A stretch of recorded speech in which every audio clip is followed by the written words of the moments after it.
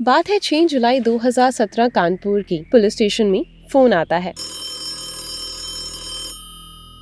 कि मेरी लड़की 7वीं मंजिल से गिरी है और मुझे उसकी लाश मिली है। जगह है प्रेम प्रकाश कॉलोनी। फोन था कागज व्यापारी पदम अग्रवाल का मामला। हाई प्रोफाइल था। खबर मिलते ही थाने में अफरा तफरी का माहौल छा गया। पुलिस अधिकारियों की जीपें लगातार वहां पहुंचने लगी। आईजी मोहित अग्रवाल, एसपी आनंद देव तिवारी और कई उच्च अधिकारी वहां पहुंच गए थे। सभी पुलिस अधिकारी चिंतित नजर आ रहे थे। फॉरेंसिक टीम के साथ ही साथ स्वरूप नगर तथा करलीनगंज से पुलिस अधिकारी भी घटना स्थल पर पहुंच चुके थे और इन सब के बीच जमीन पर पड़ी थी 27 वर्षीय लड़की की लाश काफी बुरी हालत में थी, जिसका चेहरा पूरे तरीके से खराब हो गया था। सर की हड्डी टूट चुकी थी। शरीर के अन्य हिस्से भी हड्डियां बुरी तरीके से टूट चुकी थी। हम बात कर रहे हैं ऐसी दर्दनाक मौत की जिसने एक चुलबुली खूबसूरत और पढ़ी लिखी लड़की को देखते ही देखते लाश में बदल दिया। उसे ये मौत सरप्राइज गिफ्ट की तरह मिली थी। क्या ये एक हादसा था या एक प्री प्लान मर्डर? आइए जानते हैं इस हादसे का पूरा सच। और अगर ये मामला मर्डर का था तो कौन था इसके पीछे और आखिर उसका मकसद क्या था? अगर आपने अभी तक हमारे चैनल को सब्सक्राइब नहीं किया तो सब्सक्राइब कर लीजिए। बेल आइकन को भी जरूर प्रेस करें लेटेस्ट अपडेट के लिए। दोस्तों, कहानी है हर्षिता अग्रवाल की और कहानी के बेहद अहम किरदार 4 हैं। खुद हर्षिता अग्रवाल, उसका पति उत्कर्ष, उसका ससुर सुशील और सास रानू अग्रवाल। 6 जुलाई 2019 को 11:21 पर सुबह कागज व्यापारी पदम अग्रवाल को कॉल आती है। कॉल उनकी बेटी हर्षिता अग्रवाल की थी। हर्षिता काफी टेंशन में लग रही थी। उसने कहा, पापा हमें बुला लो, ससुराल वाले मुझे मारने की कोशिश कर रहे हैं। पदम अग्रवाल तुरंत हर्षिता के ससुर से बात करने की कोशिश करते हैं, लेकिन उनसे बात नहीं हो पाई। पिता पदम अग्रवाल हर्षिता के घर जाने के बारे में सोच ही रहे थे कि 12:42 दोपहर एक बार फिर से फोन आया, लेकिन इस बार ये उनकी प्यारी बेटी का नहीं बल्कि उनके ससुर सुशील अग्रवाल का था, जिन्होंने उन्हें एल्डो राइडो अपार्टमेंट स्थित अपने घर पर तुरंत पहुंचने के लिए कहा। पदम अग्रवाल पत्नी संतोष और बेटी दीपिका के साथ वहां पहुंचे, लेकिन आगे बढ़ते ही उनके पैरों तले जमीन खिसक गई। सामने पड़ी थी हर्षिता की लाश। हर्षिता के ससुराल वालों ने इस हादसे को आत्महत्या का मामला बताया। पुलिस ने कड़ाई से जांच पड़ताल शुरू कर दी और जांच पड़ताल के बाद पुलिस ने ऐसा सनसनीखेज सच खोज निकाला जिसे सुनकर आपका दिल दहला जाएगा। दोस्तों, अपराधी कैसा भी हो वो बच नहीं सकता। पदम अग्रवाल अपने परिवार के साथ सरोजनी नगर क्षेत्र के मूर्ति विहार में रहते थे। उनके परिवार में संतोष के अलावा 2 खूबसूरत और पढ़ी लिखी बेटियां भी थी। बड़ी बेटी दीपिका, जिसकी शादी हो चुकी थी और वो अपने परिवार में काफी खुश थे, और दूसरी लाडली छोटी बेटी हर्षिता, जिसका जन्म 7 जुलाई 1991 को रविवार के दिन हुआ था। उसे फोटोग्राफी का बहुत शौक था और वो इसमें अपना करियर बनाना चाहती थी, इसलिए उसने बॉम्बे में एक कॉलेज में एनिमेशन में ग्रेजुएशन भी की थी और वहाँ से वापस आ गई। उसे वहाँ रहना बिल्कुल पसंद नहीं आया, इसलिए वो कुछ टाइम बाद वापस आ गई और उसके बाद उसने ग्रेजुएशन के बाद वहीं एक स्कूल में जहां वो रहती थी डीएसपी कल्याणपुर में पढ़ाने लगी। लेकिन पिता पदम अग्रवाल जल्द से जल्द अपनी लाडली बेटी को भी ससुराल भेजना चाहते थे, जहां उसे बड़ी बेटी दीपिका की तरह उसे भी मायके जैसा ही भरपूर प्यार मिले। लेकिन उन्हें कोई लड़का पसंद ही नहीं आ रहा था। काफी कोशिशों के बाद उन्हें कानपुर का ही एक लड़का उत्कर्ष अग्रवाल पसंद आ गया। उत्कर्ष के पिता सुशील अग्रवाल की फिलामेंट्स प्राइवेट लिमिटेड नाम से पॉलिएस्टर धागे बनाने की फैक्ट्री थी और वे कानपुर के कोना थाना क्षेत्र में एल्डोराडो अपार्टमेंट में एक फ्लैट में रहते थे। उनके परिवार में उनकी पत्नी रानी अग्रवाल के अलावा उनके 2 बच्चे, बेटा उत्कर्ष और बेटी परिधि थे। उत्कर्ष के पिता का अच्छा खासा व्यापार था और उस पर किसी तरह की कोई खास जिम्मेदारी भी नहीं थी। पदम अग्रवाल को ये रिश्ता पसंद आ गया। हर्षिता की माँ, उत्कर्ष की माँ रानू अग्रवाल को पहले से ही जानती थी। लोग उन्हें काफी तेज तरार कहते थे, लेकिन हर्षिता ने सोचा हर पढ़ी लिखी औरत को लोग ऐसा ही बोलते हैं और बात आई गई हो गई। जल्दी ही कानपुर की 25 साल की खूबसूरत पढ़ी लिखी लड़की हर्षिता ने हैंडसम उत्कर्ष से शादी के लिए हाँ कर दी और बिना देर किए दोनों परिवारों ने 24 जनवरी 2017 ऑर्चिड रिजोर्ट में इनकी डेस्टिनेशन वेडिंग प्लान की। इस शादी में कानपुर शहर के उद्योगपतियों के अलावा अनेक जानी मानी हस्तियां शामिल हुई। शादी हंसी खुशी संपन्न हो गई, लेकिन हैरानी की बात तो ये थी कि दूल्हे का परिवार शादी से जुड़े हर खर्चे का पेमेंट लड़की वालों के ऊपर डाल रहे थे, बल्कि अपने खर्चों के बिल भी उन्होंने दुल्हन के परिवार को दे दिए। ये सब पदम अग्रवाल को और उनकी पत्नी संतोष को काफी अजीब लगा, पर बेटी की खुशी देखकर उन्होंने कुछ नहीं कहा। इस शादी पर लगभग 40 से 45 लाख का खर्चा हो गया, पर ये तो शुरुआत थी। शादी के मात्र 6 महीने बाद हर्षिता से ससुराल वालों ने पैसे की मांग करी। उन्होंने हर्षिता से कहा, फैक्ट्री की मशीनों के लोन को चुकाने के लिए तुम अपने पापा से 2 करोड़ रुपए ले आओ, ये तुम्हारी जिम्मेदारी है। वैसे भी तुम्हारे पापा के पास बहुत पैसा है।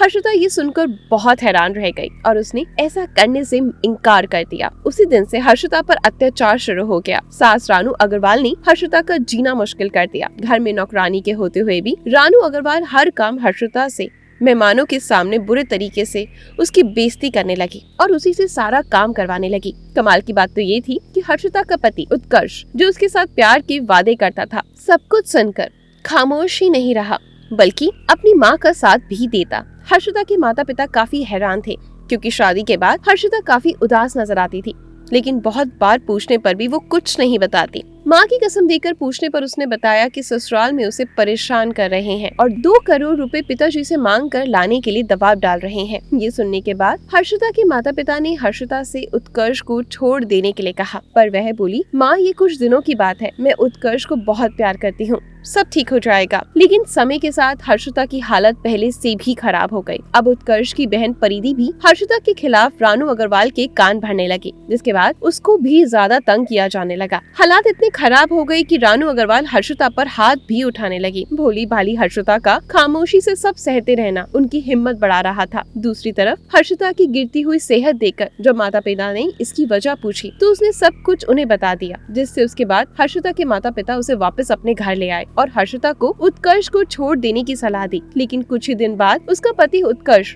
उसे लेने जा पहुंचा और उसने हर्षिता और उसके घर वालों से वादा किया कि आगे उसे परेशान नहीं किया जाएगा। पति के प्यार में डूबी भोली भाली हर्षिता भी वापस जाने के लिए मान गई और ससुराल चली गई। हर्षिता के वापस आने के बाद कुछ महीनों तक तो सब ठीक रहा, लेकिन उसके बाद ससुराल वाले जल्दी ही फिर से अपने पुराने तरीकों पर आ गए और उसे परेशान करने लगे। उस समय उसकी ननद परिधि की शादी होने वाली थी। हर्षिता के ससुराल वाले उस पर दबाव डाल रहे थे कि वो अपने माँ बाप से 25 लाख रुपए मांग करके उन्हें दे। हर्षिता ने अपने घर वालों को कुछ नहीं बताया, पर वे काफी चुप रहने लगी। ये देखकर उसकी माँ संतोष ने फिर से अपनी बेटी को कसम देकर पूछा, जिस पर हर्षिता ने संतोष को 25 लाख मांगने की बात बताते हुए कहा कि किसी भी हाल में उन्हें पैसे नहीं देना है। 8 मार्च 2019 को हर्षिता की ननद परिधि की शादी हो गई और क्योंकि उन्हें हर्षिता के परिवार से पैसे नहीं मिले थे, हर्षिता की सास रानू अग्रवाल ने हर्षिता को तंग करना शुरू कर दिया। यहाँ तक कि उन्होंने हर्षिता से कहा, मैं नौकरानी को 8,000 रुपए देती हूँ और तुम बिस्तर पर लेटी रहती हो, यहाँ रहना है तो काम करना होगा। मुंह में चांदी का चम्मच लेकर पैदा हुई एक लड़की से, जो अपने घर में एक रानी की तरह रहा करती थी, उसे अपने ससुराल में एक नौकरानी से भी बुरा जीवन जीने के लिए मजबूर किया गया।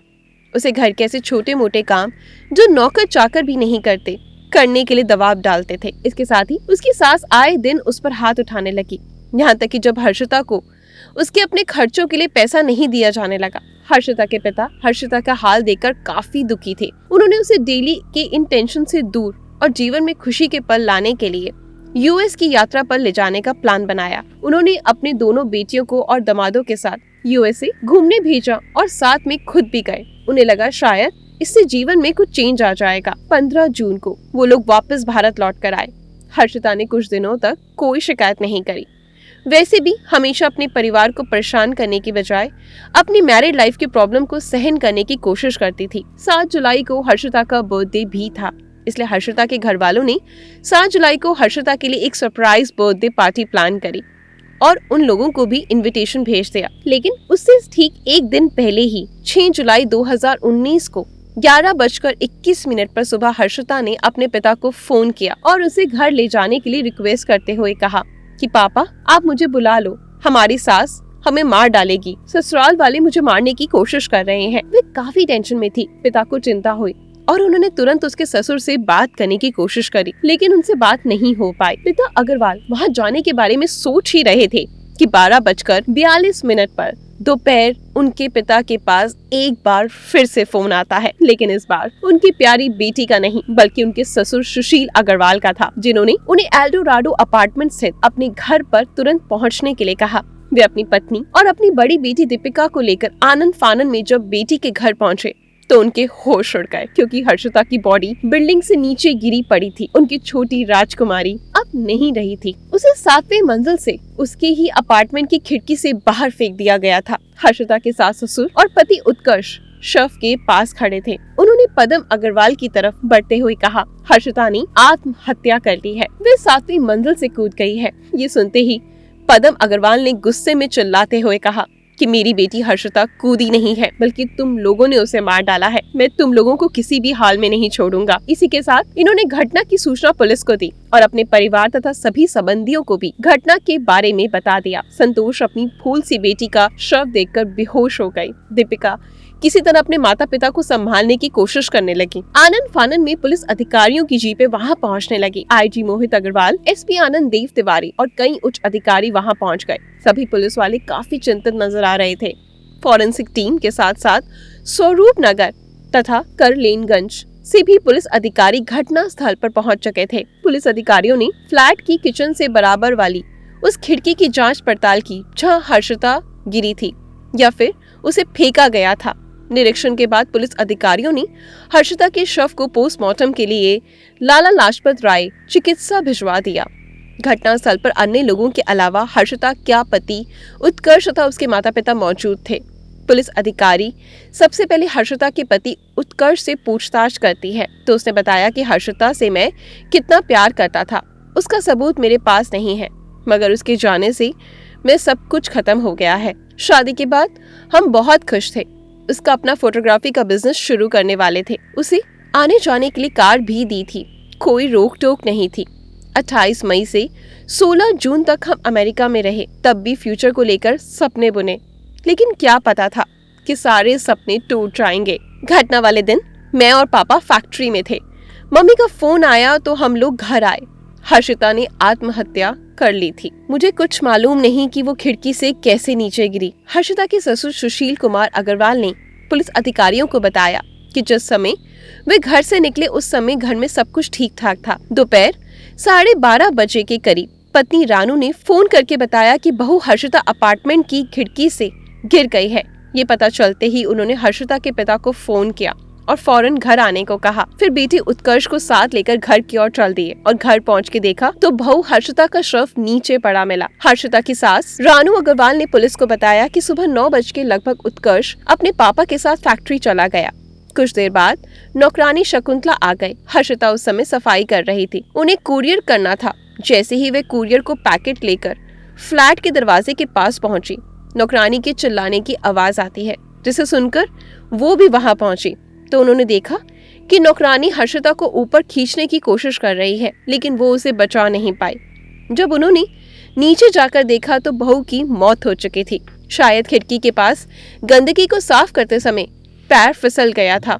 फिर उन्होंने इस घटना की जानकारी फोन पर पति को दी। परिवार के बयान लेने के बाद पुलिस ने देखा कि अग्रवाल परिवार में काम करने वाली नौकरानी शकुंतला, जो घटना के समय वहां मौजूद थी, वहीं खड़ी है। इसलिए पुलिस ने उसका भी बयान लिया। उसके चौंका देने वाले बयान ने पहली बार रानू अग्रवाल के पर्दाफाश कर दिया। उसने बताया, सुबह 9:30 बजे जब शकुंतला फ्लैट पर पहुंची थी, उस समय हर्षिता का पति उत्कर्ष अग्रवाल और ससुर सुशील अग्रवाल फैक्ट्री जा चुके थे।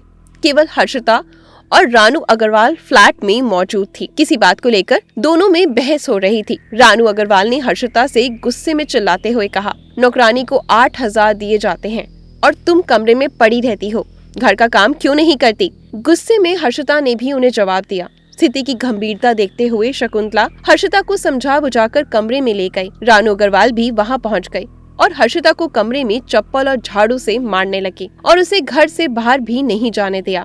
जिसके बाद वे काम करने चली गई। जब वे काम कर आई तो अचानक 12:30 बजे रानू अग्रवाल की आवाज आई। आवाज सुनकर जब वे देखने गई तो हर्षिता खिड़की से नीचे लटकी थी। नौकरानी ने उसे ऊपर खींचने की कोशिश करी, लेकिन सफल नहीं हो पाई। इस दौरान रानू एक दर्शक की तरह वहाँ पीछे खड़ी थी। उन्होंने कोई मदद तक नहीं करी।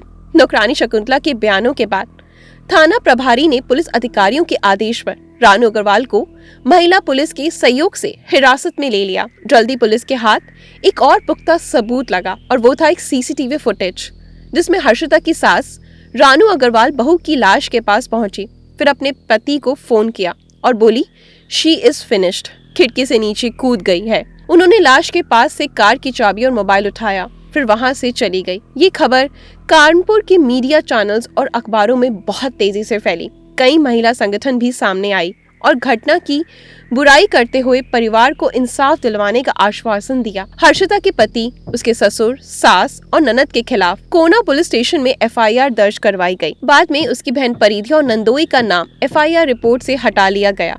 हर्षिता के पति, ससुर और सास को जेल भेज दिया गया। दहेज हत्या के आरोप में मामला दर्ज कर पुलिस अब आरोपियों के खिलाफ और पुख्ता सबूत इकट्ठा कर रही थी ताकि उन्हें कड़ी से कड़ी सजा दी जा सके। कोई भी कोर्ट या वकील उन्हें बचा ना पाए। आरोपी जेल में थे और उन पर मुकदमा चल रहा था। दोस्तों, आपको क्या लगता है, हर्षिता के ससुराल वालों को क्या सजा मिलेगी? क्या वो बच पाएंगे? आपको क्या लगता है? कमेंट में जरूर बताना। मैं आपसे मुलाकात करती हूँ कल कुछ नई घटना के साथ। सतर्क रहें, सावधान रहें।